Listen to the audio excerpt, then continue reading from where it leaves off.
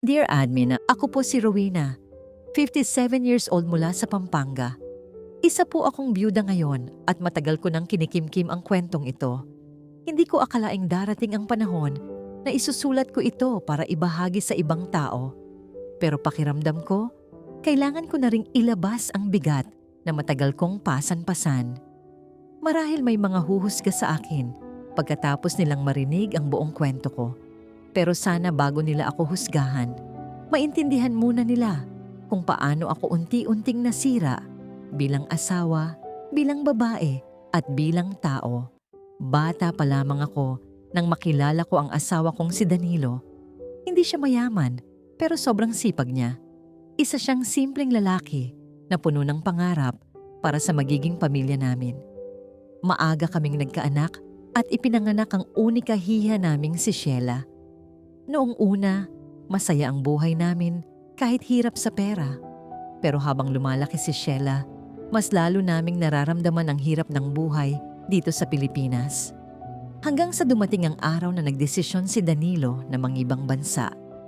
Saudi Arabia ang napuntahan niya bilang construction worker. Hindi naging madali ang desisyong yon dahil bagong 3 taong gulang pa lamang noon si Sheila. Pero sabi niya sa akin noon, "Tiisin mo muna, mahal. Gagawin ko ito para sa future natin." At tiniis nga namin. Admin, halos kalahati ng buhay naming mag-asawa ay long-distance relationship. Kada 2 taon lang nakakauwi si Danilo. Minsan 1 buwan lang ang bakasyon niya, tapos aalis na naman ulit. Habang siya nagpapakahirap sa disyerto ng Saudi, ako naman ang naiwan dito sa Pilipinas para magpalaki sa anak namin.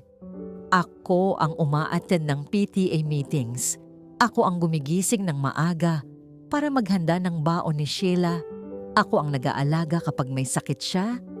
At ako rin ang umiiyak mag-isa tuwing gabi kapag namimiss ko ang asawa ko. Sa totoo lang, Admin, dumating ako sa punto noon na pakiramdam ko para na lang akong single parent. Oo, nagpapadala ng pera si Danilo. Nabibigyan niya kami ng maayos na buhay.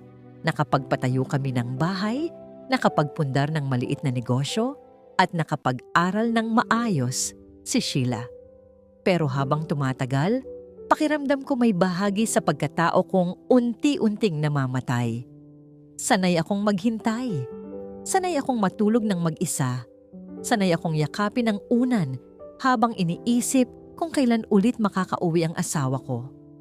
Minsan naiinggit ako sa ibang mag-asawa na magkasabay kumain, magkasamang mamasyal, o simpleng magkatabi lang matulog gabi-gabi. Habang ako, sanay sa tawag lang at video call. Pero tiniis ko lahat yon dahil mahal ko si Danilo at naniwala akong ginagawa niya yon para sa pamilya namin.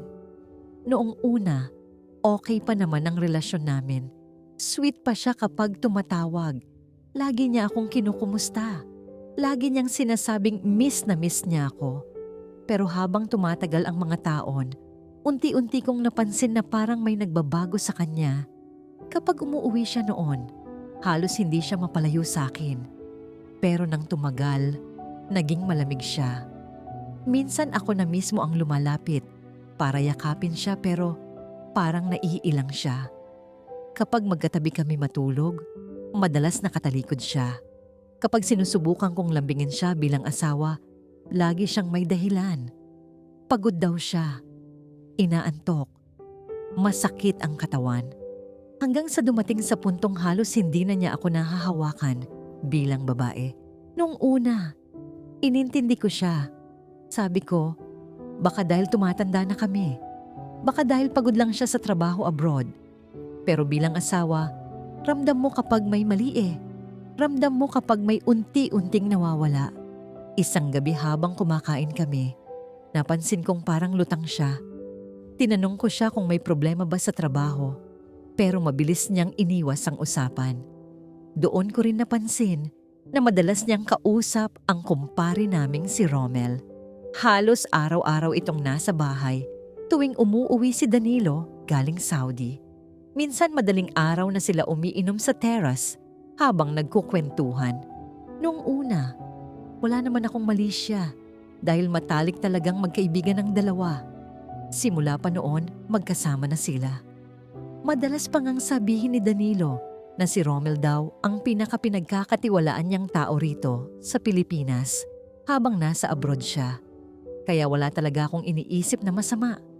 Pero habang tumatagal, may mga bagay akong napapansin na hindi ko maipaliwanag. Kapag nandyan si Romel, parang biglang sumasaya si Danilo. Parang ibang tao siya. Minsan nahuhuli ko pa silang nagkakatinginan na parang may sarili silang mundo. Kapag pumapasok ako sa kwarto, bigla silang tatahimik. Kapag dumadaan ako, parang may tinatago silang usapan. Hanggang sa dumating ang gabing hindi ko malilimutan habang buhay. Kakauwi lang noon ni Danilo galing Saudi. Nag-inuman sila ni Romel sa likod ng bahay. Dahil gabi na, nauna na akong pumasok sa kwarto para matulog. Pero bandang madaling araw, nagising ako at napansin kong wala pa si Danilo sa tabi ko. Akala ko, nasa banyo lang siya o baka nakatulog sa sala dahil lasing. Pero habang hinahanap ko siya sa bahay, napansin kong bukas ng bahagya ang ilaw sa dirty kitchen sa likod. At doon nagsimulang mabago ang buong buhay ko bilang asawa.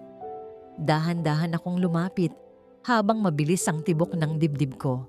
Hindi ko alam kung bakit, pero parang may kakaibang kaba akong nararamdaman noon.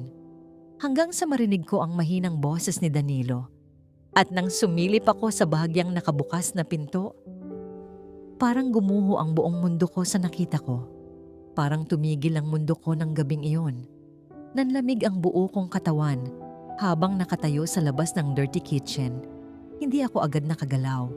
Hindi ako agad nakahinga. Pakiramdam ko may humigpit sa dibdib ko habang nakatitig ako sa asawa kong si Danilo at sa kumpare naming si Romel. Ayokong idetalye pa ang eksenang nakita ko, admin, dahil hanggang ngayon, sariwa pa rin sa isip ko ang sakit na naramdaman ko noong mga oras na yon. Pero sapat nang sabihin kong hindi normal ang ginagawa nilang dalawa bilang magkaibigan. Doon ko unang naramdaman na parang may matalim na bagay na paulit-ulit na tumutusok sa puso ko. Hindi ko na malayang napaatras ako at nakagawa ng ingay. Pareho silang napalingon sa direksyon ko. Kitang-kita ko ang pagkagulat sa mukha nilang dalawa, lalo na kay Danilo.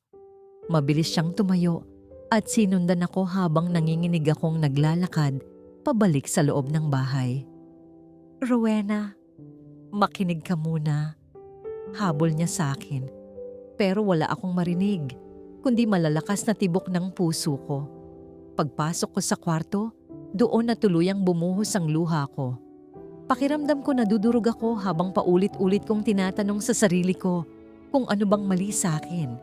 Bakit kailangan kong makita yon? Bakit parang isang iglap nabura lahat ng pinagsamahan naming mag-asawa? Sumunod si Danilo sa kwarto. Namumutla siya at halatang hindi alam ang sasabihin. Samantalang ako, halos hindi ko na siya matingnan. "Ano yun, Danilo? Ano yung nakita ko?" Nanginginig kong tanong. Matagal siyang natahimik. Yumuko siya habang nakaupo sa gilid ng kama. At sa katahimikang yon, mas lalo kong naramdaman ang bigat ng katotohanan. "Pasensya ka na." Mahina niyang sabi. Iyon lang. Walang paliwanag, walang pagtanggi, walang depensa. Para akong binuhusan ng malamig na tubig. Dahil sa simpleng paghingi niya ng tawad, lalo kong napatunayang totoo ang lahat. "Gaano katagal na?" Umiyak kong tanong. Napapikit siya bago sumagot. Hindi ko na rin alam. Admin, hindi ko maipaliwanag ang sakit na naramdaman ko noong mga oras na yon. Hindi dahil lang sa pagtataksil, kundi dahil buong buhay kong minahal ang asawa ko ng totoo. Tiniis ko ang lungkot ng pagiging asawa ng OFW. Tiniis kong mag-isa habang nasa Saudi siya. Tiniis kong palakihin mag-isa ang anak namin habang siya nasa malayo. Tapos, malalaman ko lang pala na may lihim siyang matagal nang itinatago. Hindi ba ako sapat? Iyak kong tanong sa kanya. May kulang ba sa akin bilang babae? Bigla siyang napaiyak. Noon ko lang ulit nakita si Danilo na umiiyak ng ganon. Wala kang pagkukulang, Rowena. Wala.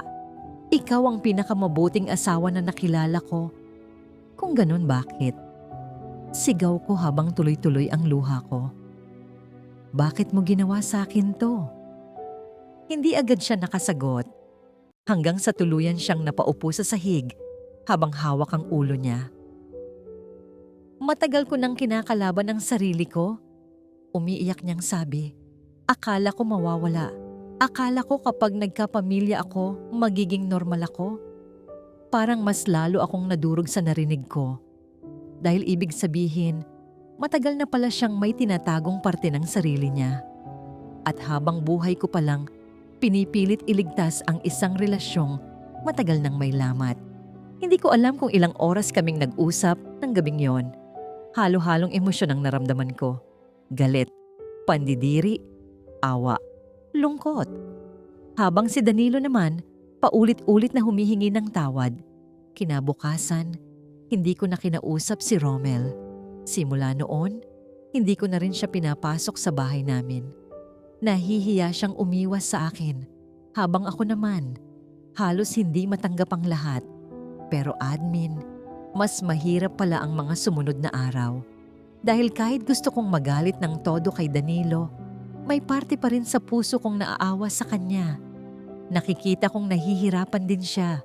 Nakikita kong parang habang buhay niya ring itinago ang sikreto niya dahil natatakot siyang husgahan ng ibang tao. Pero bilang asawa, nasaktan pa rin ako ng sobra. Doon nagsimulang mabago ang tingin ko sa sarili ko bilang babae. Kada haharap ako sa salamin, pakiramdam ko may mali sa akin. Pakiramdam ko hindi ako naging sapat, kaya naghanap siya ng iba. Kahit paulit-ulit sabihin ni Danilo na wala akong kasalanan, hindi ko pa rin maiwasang sisihin ang sarili ko. Mula noon, naging malamig na rin ako sa kanya. Kahit nasa iisang bahay kami, pakiramdam ko sobrang layo na namin sa isa't isa. Madalas kaming tahimik. Madalas umiiyak ako ng palihim habang tulog si Sheila. Hanggang sa dumating ang araw na kinausap ako ni Danilo ng seryoso. Babalik na ako sa Saudi, sabi niya. Nagulat ako dahil hindi pa tapos ang bakasyon niya noon. Bakit? Tatakasan mo lang lahat? Yumuko siya. Mas makakabuti siguro kung lalayo muna ako. Masakit man, pumayag ako. Dahil sa totoo lang, hindi ko na rin alam kung paano pa kami magsasama pagkatapos ng lahat ng nalaman ko. Bago siya umalis, niyakap niya ako ng mahigpit. Ramdam kong umiiyak siya habang paulit-ulit humihingi ng tawad. Pasensya ka na, Rowena. Mahal na mahal kita. Pero kahit mahal niya raw ako, hindi nabura noon ang sakit na iniwan niya sa puso ko. Pagbalik niya sa Saudi, lalo kaming naging distant sa isa't isa. Madalang na kaming mag-usap. Kapag tumatawag siya, saglit na lang. Hanggang sa dumating ang panahon na parang tuluyan na kaming naging estranghero. Si Sheila, napansin niyang may problema kaming mag-asawa pero hindi namin sinabi ang totoong dahilan. Ang alam lang niya, nagkakalabuan na kami ng papa niya. Lumipas ang ilang taon na, ganoon ang sitwasyon namin. Hindi kami opisyal na naghihiwalay, pero hindi na rin kami totoong mag-asawa. At pagkatapos ng halos 3 taon, isang tawag mula Saudi ang tuluyang nagpabago sa buhay ko. Madaling araw noon, nang biglang tumawag ang cellphone ko. Hindi ko pa makakalimutan ang kaba na naramdaman ko habang sinasagot ko ang tawag na yon. Hanggang sa marinig ko ang balitang hindi ko inaasahan. Ma'am, si Danilo po. Inatake po siya sa puso. At doon ko naramdaman na kahit gaano pala kasakit ang ginawa niya sa akin, mahal ko pa rin ang asawa ko. Hindi ko maipaliwanag ang naramdaman ko nang mamatay si Danilo. Halo-halo. May galit pa rin akong naiwan sa puso ko. Pero kasabay noon ang matinding lungkot. Sa kabila ng lahat ng nangyari sa amin, siya pa rin ang lalaking minahal ko ng halos buong buhay ko. Siya pa rin ang ama ng anak ko. Kaya noong dumating sa Pilipinas ang katawan niya mula Saudi, pakiramdam ko, Parang may bahagi pa rin ng pagkatao ko ang tuluyang namatay kasama niya. Tahimik lang ako buong burol niya. Habang umiiyak sina Sheila at mga kamag-anak namin, nakatulala lang ako sa kabaong. Hindi ko alam kung anong emosyon ang dapat kong maramdaman. Hindi ko alam kung dapat ko ba siyang patawarin o patuloy na sisihin sa sakit na iniwan niya sa akin. Dumating din si Romel sa burol. Pagkakita ko pa lang sa kanya, bumalik lahat ng alaala sa isip ko. Nanginginig ang buo kong katawan habang papalapit siya sa akin. Namumugto ang mga mata niya at halatang umiyak din. "Pasensya ka na, Rowena," mahinang sabi niya. Pero hindi ko siya kayang tingnan ng matagal. Pakiramdam ko noon, isa siya sa mga taong sumira sa pamilya namin. Kahit alam kong hindi lang naman siya ang may kasalanan. "Magdasal ka na lang para kay Danilo." Malamig kong sagot bago ako umiwas. Pagkatapos mailibing ni Danilo, doon ko mas lalong naramdaman ang bigat ng pagiging mag-isa. Si Sheila noon ay may sarili ng pamilya kasama ang asawa niyang si Alan. Madalas silang wala sa bahay dahil parehong nagtatrabaho. Samantalang ako, naiwan sa malaking bahay na punong-puno ng alaala. Doon ko unti-unting na-realize na buong buhay ko pala. Sanay akong naghihintay. Noong buhay si Danilo, hinihintay ko siyang umuwi galing Saudi. Tapos nang mawala siya, naghihintay naman ako ng katahimikang hindi ko mahanap-hanap. Para hindi ako tuluyang lamunin ng lungkot, mas tinutukan ko ang maliit naming negosyo. Nagbukas ako ng water refilling station at mini grocery sa harap ng bahay. Kahit papaano, naging libangan ko yon araw-araw. Pero dahil tumatanda na rin ako, nahihirapan na akong gawin lahat mag-isa. Kaya isang araw, nirekomenda ng kakilala ko ang isang binatang naghahanap daw ng trabaho bilang helper at delivery boy. Doon ko unang nakilala si Ronald. 24 years old pa lang siya noon. Matangkad, moreno, at may maamong mukha. Tahimik lang siya nung una naming pag-uusap, pero halatang magalang. "Good morning po, ma'am." Mahihiyain niyang bati sa akin. Hindi ko alam kung bakit, pero noong mga oras na yon, parang bigla kong naalala kung gaano na pala ako katanda. Habang nakatingin ako kay Ronald, pakiramdam ko para akong nanay niya. "Ako si Ronald, ma'am. Ako po yung nirekomenda ni Mang Berting." Pinapasok ko siya sa loob ng tindahan at kinausap. Habang nagsasalita siya, napansin kong masipag at maayos siyang sumagot. Hindi hambog, hindi rin mukhang tamad. Kaya pagkatapos ng usapan namin, agad ko siyang tinanggap bilang helper at stay-in na rin sa bahay.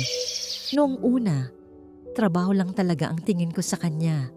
Siya ang nagde-deliver ng tubig, nagbubuhat ng stocks, at tumutulong sa tindahan. Dahil mag-isa lang ako madalas sa bahay, siya rin ang lagi kong kasama sa pagkain minsan. "Ma'am, ako na po maghuhugas niyan." Madalas niyang sabihin kapag kumakain kami. "Hayaan mo na, kaya ko pa." Sagot ko naman. "Naku ma'am, baka pagalitan pa ako niyan pag nalaman nilang pinaghuhugas kita." Napapangiti na lang ako sa mga banat niya. Matagal na rin kasi simula noong huli akong nakaramdam ng gaan sa loob ng bahay. Habang tumatagal, mas lalo kong napapansin kung gaano kaalaga si Ronald. Kapag napapagod ako, siya agad ang nag-aabot ng tubig. Kapag may mabigat akong dala, mabilis niya yung kukunin sa kamay ko. "Dahan-dahan lang ma'am," lagi niyang paalala. "Hindi ka na bumabata." Minsan napapalo ko siya sa braso dahil sa pangaasar niya. "Hoy bata ka, marunong ka ng mang-asar ah." Ngumiti lang siya. "Pero bagay pa rin po kayo ma'am. Hindi halatang..." Saka siya tumigil. "Hindi halatang ano?" Nakakunot kong tanong. Hindi halatang may edad na. Napailing na lang ako, pero hindi ko maitatangging kinilig ako ng bahagya sa sinabi niya. Hindi dahil gusto ko siya, kundi dahil matagal nang walang lalaking nagsabi sa akin na maganda pa ako. Admin. Pagkatapos ng nangyari sa akin kay Danilo, pakiramdam ko noon na walan na ako ng halaga bilang babae. Pakiramdam ko tumanda na lang akong mag-isa habang unti-unting nawawala ang confidence ko sa sarili. Kaya kahit simpleng papuri lang ni Ronald, hindi ko maitangging may parte sa puso kong natutuwa. Pero syempre, nilalabanan ko agad ang isip ko. Tumigil ka nga, Rowena. Madalas kong bulong sa sarili ko kapag nahuhuli kong napapangiti ako dahil kay Ronald. Mas bata pa yan kay Sheila. Isang tanghali habang nasa kusina ako at naghihiwa ng gulay, biglang dumating si Ronald galing delivery. Pawis na pawis siya at wala nang suot na shirt dahil basa na raw sa pawis. Ang init sa labas, ma'am. Reklamo niya habang umiinom ng tubig. Hindi ko alam kung bakit, pero bigla akong natigilan habang nakatingin sa kanya. Ngayon ko lang napansin kung gaano kalaki ang katawan niya dahil sa kakabuhat, araw-araw ng mga galon ng tubig. Halatang batak sa trabaho. Bigla akong nailang sa sarili ko, kaya mabilis akong umiwas ng tingin. Pero nahuli niya yata ako.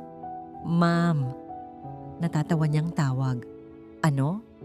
Parang matutunaw yata ako sa tingin niyo. Agad akong namula sa hiya. Ano ka ba, Ronald? Ang kapal ng mukha mo. Tumawa siya ng malakas habang ako naman, mabilis na lumabas ng kusina dahil pakiramdam ko, pati tenga ko namumula na.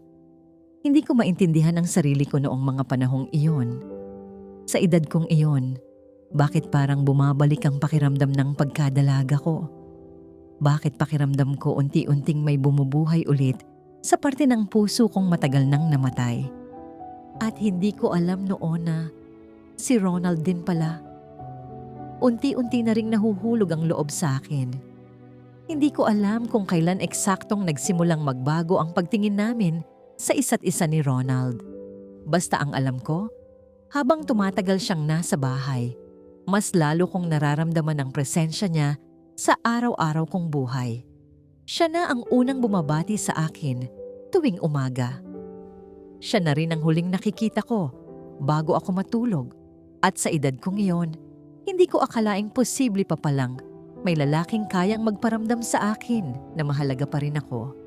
Isang gabi, maagang umalis sina Sheila at Alan dahil may company outing sila na overnight.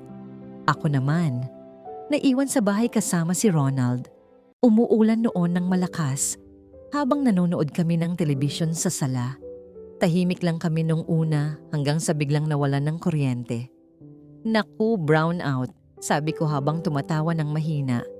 Saglit lang, ma'am, kukuha ako kandila, sagot niya.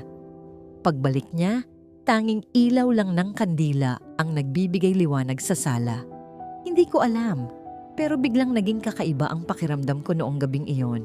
Siguro dahil sa ulan, siguro dahil sa katahimikan, o baka dahil magkatabi kami habang nakatingin sa isa't isa.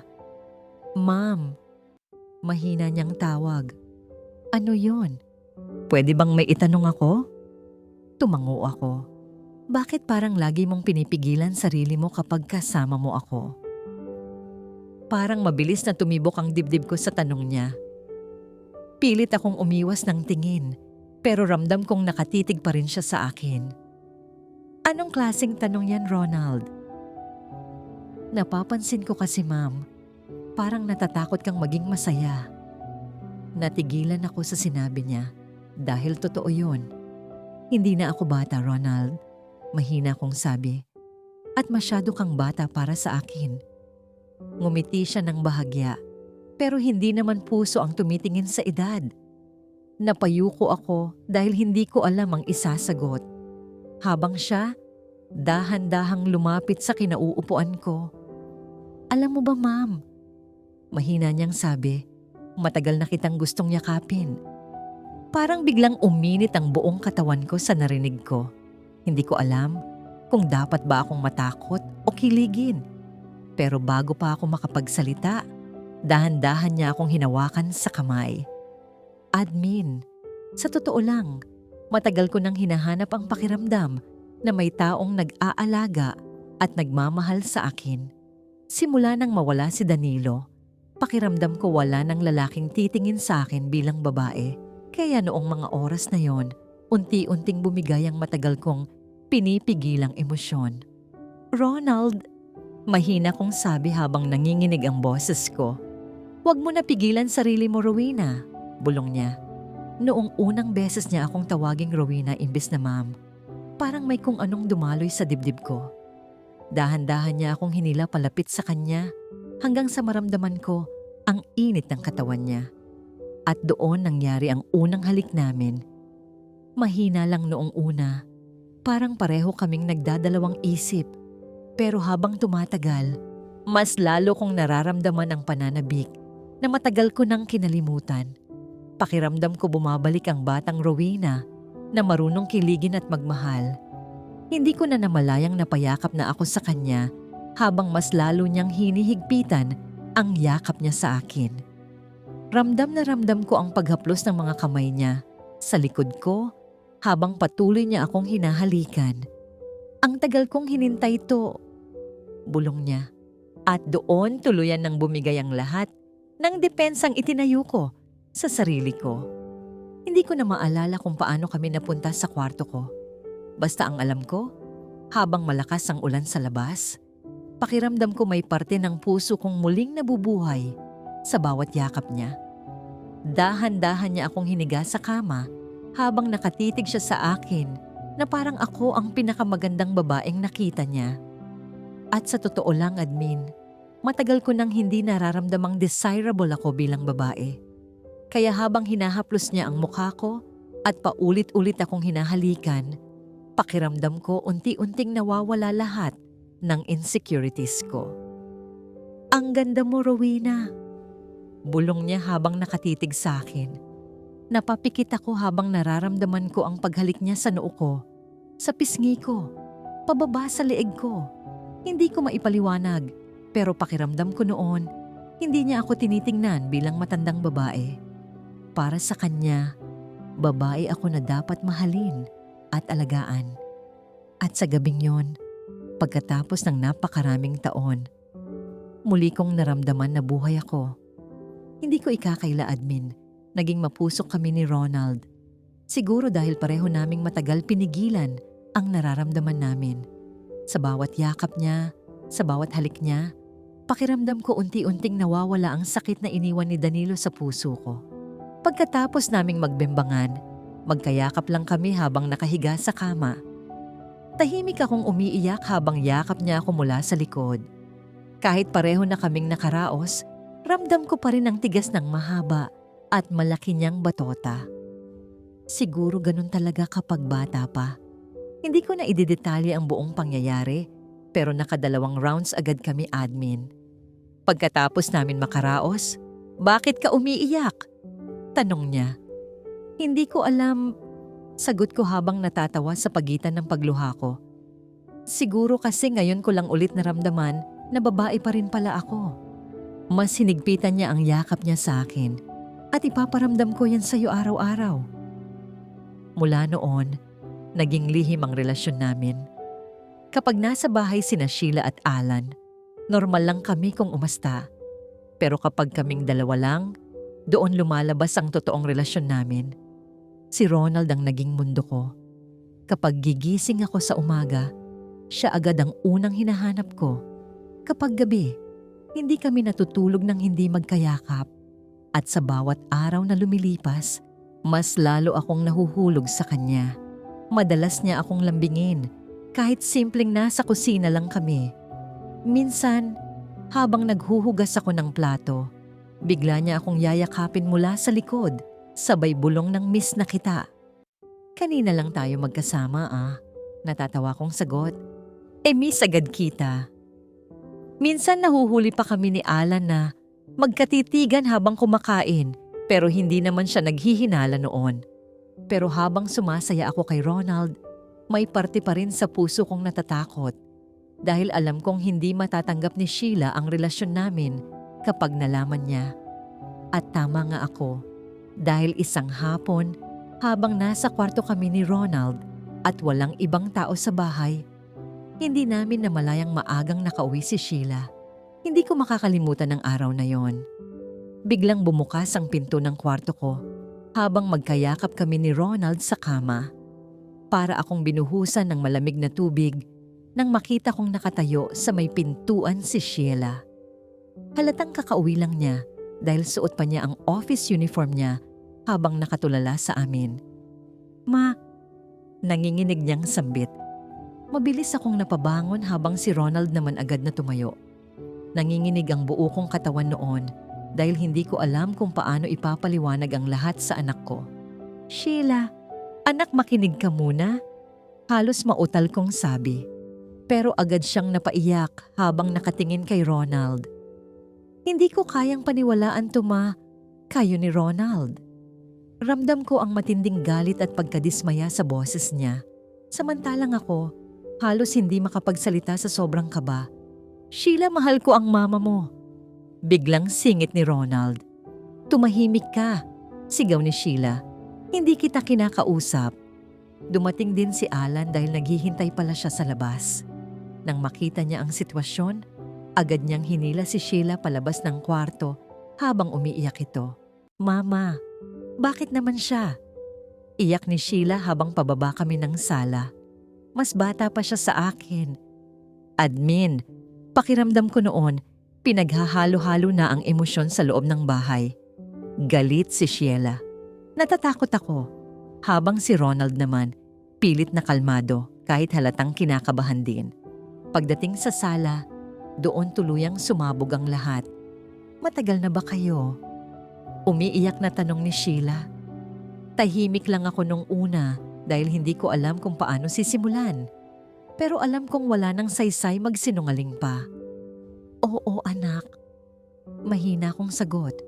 Parang lalo siyang nasaktan sa narinig niya. Napaupo siya habang umiiyak. "Mapaano mo nagawa to? Ano na lang sasabihin ng mga tao?" "Anak, hindi mo ba naiisip si Papa?" Parang may matalim na bagay na muling tumusok sa dibdib ko nang marinig ko ang pangalan ni Danilo. Doon ko tuluyang naramdaman ang sakit na matagal ko nang kinikimkim. "Alam mo ba kung gaano ako nasaktan sa papa mo?"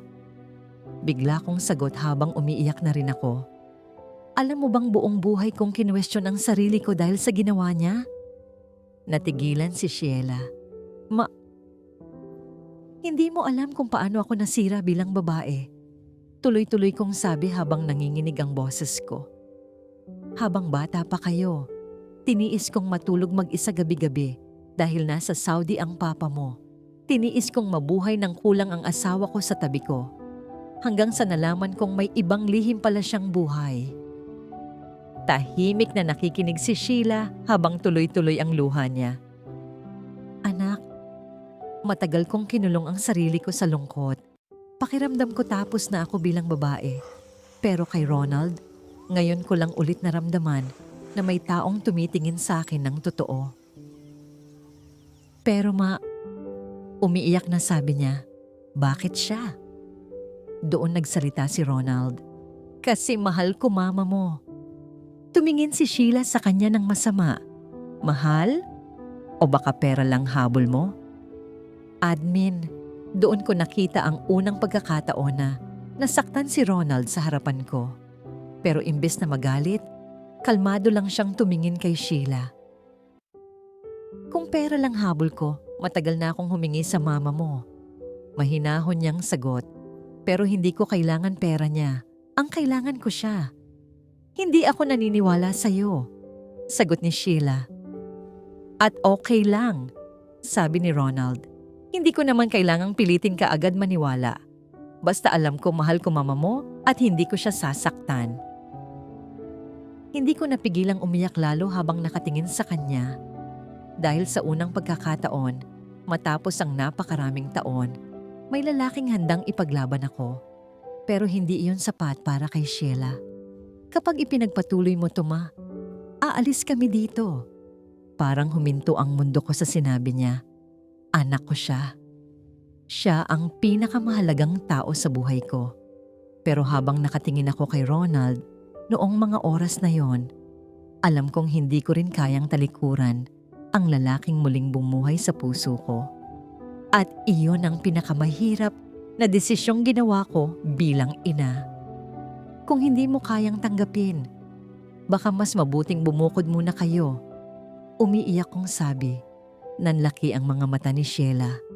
Halatang hindi niya inasahang maririnig iyon mula sa akin.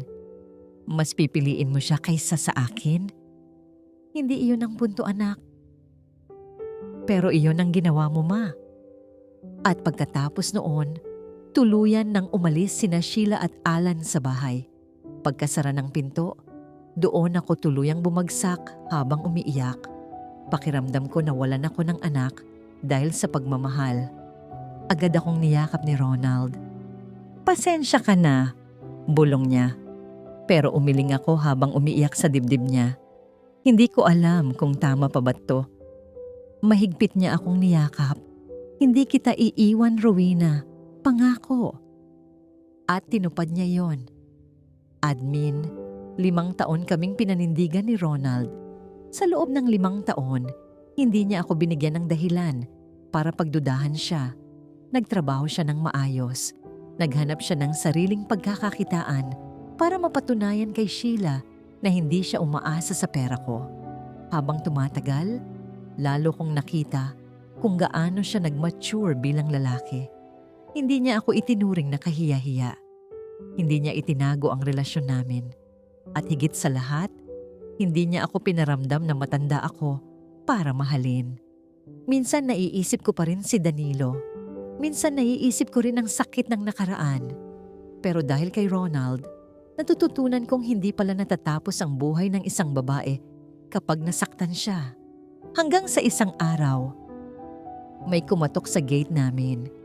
Paglabas ko, halos manghina ako nang makita si Sheila kasama si Alan at isang maliit na batang babae. "Mama!" Umiiyak niyang bati. Hindi ko napigilang mapaiyak din habang niyayakap ko siya ng mahigpit. "Miss na miss kita, anak." "Sorry, ma." Umiiyak niyang sabi. "Sorry kung hinusgahan kita noon." At doon niya ipinakilala sa akin ang anak niyang babae. "Ma, pangalan niya Sela, galing sa pangalan mo." Admin, pakiramdam ko noon, unti-unting pinagaling ng panahon ang sugat ng pamilya namin. Lumabas din si Ronald noong mga oras na yon. Tahimik silang nagkatitigan ni Sheila bago ito lumapit sa kanya. "Pasensya na rin," sabi ni Sheila. "Mali ako sa'yo." Ngumiti lang si Ronald. "Ayos lang. Ang importante buo na ulit tayo." At doon ko tuluyang na-realize na minsan, ang tunay na pag-ibig hindi pala sumusunod sa edad, sa opinyon ng tao, o sa standards ng lipunan. Dahil sa huli, ang pinakamahalaga ay kung sino ang nananatili kapag wasak ka na. Si Danilo ang nagturo sa akin kung paano masaktan. Pero si Ronald, siya ang nagturo sa akin kung paano mabuhay ulit. At ngayon, kahit may edad na ako, masasabi kong hindi pa pala huli para mahalin at magmahal muli. Lubos na gumagalang, Rowena. Mga kabayan, napakasakit ng kwento ni Rowena. Isa itong paalala na hindi lahat ng sugat ay nakikita ng mata. Minsan habang ang isang OFW ay nakikipaglaban sa ibang bansa, may mga laban ding tahimik na dinadala ang pamilyang naiwan dito sa Pilipinas. Sa kaso ni Rowena, hindi lang pangungulila ang tiniis niya, kundi pati ang pagkawasak ng kanyang pagkababae at pagkatao bilang asawa. Pero sa kabila ng lahat ng sakit, ipinakita rin ng kwentong ito na may mga taong dumarating para buuin muli ang pusong matagal nang wasak. At minsan, kahit gaano pa kahirap tanggapin ng ibang tao, ang pag-ibig ay dumarating sa hindi natin inaasahang paraan. Hindi ito nasusukat sa edad, estado sa buhay, o sa sasabihin ng lipunan. Ang tunay na tanong ay, sino ba talaga ang nananatili kapag wasak ka na? Sino ang handang mahalin ka kahit nakita na nila ang pinakamadilim mong bahagi? At kayo mga kabayan, ano ang masasabi ninyo sa naging desisyon ni Rowena? Tama bang piliin niya si Ronald kahit tutol ang anak niya? O mas nanaig ba ang pagiging ina kaysa sa pagiging babae? I-comment ninyo ang inyong opinyon dahil gusto naming marinig ang inyong mga saloobin. At gusto rin naming malaman kung saan bansa ninyo pinapanood ang videos natin mga kabayan. Kayo ba ay nasa Saudi, Hong Kong, Dubai, Qatar, Canada, Taiwan, Singapore o iba pang bahagi ng mundo? I-comment ninyo ang inyong bansa para mabati namin kayo sa susunod nating videos. At kung nagustuhan ninyo ang kwentong ito, panoorin ninyo ang isa pa nating mas matinding kwento na pinamagatang Misis ng Seaman, gabi-gabing binebembang ng boy. Siguradong mapapaisip at mapapakomento rin kayo sa kwentong ito, mga kabayan. Maraming salamat sa pananatili hanggang sa dulo ng kwentong ito. Kung may kwento rin kayong gustong ilabas, mga liham ng sakripisyo, pangungulila, tagumpay, o pagkatalo bilang OFW, bukas ang channel na ito para sa inyo.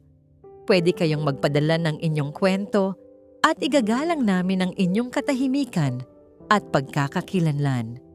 Thanks for watching and we'll see you in the next video.